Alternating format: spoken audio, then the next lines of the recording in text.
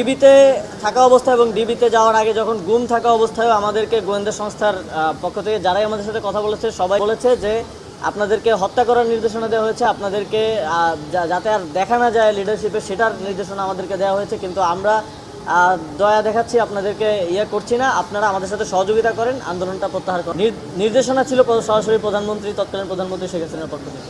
19 তারিখ আমাকে রাজধানীর গুলশান নিকেতন এলাকা থেকে উঠিয়ে নিয়ে যাওয়া হয়। ডিবি পরিচয় উঠিয়ে নিয়ে যাওয়া হলেও পরবর্তীতে আমরা জানতে পারি যে একটা বিশেষ গোয়েন্দা সংস্থায় এটা করেছিল এবং পরবর্তীতে আয়নাঘর পরিদর্শনের সময় আমি এবং নাহিদ ভাই দুজনেই নিশ্চিত হই যে আমাদের দুজনকে আলাদা আলাদা কক্ষে সেখানে রাখা হয়েছিল।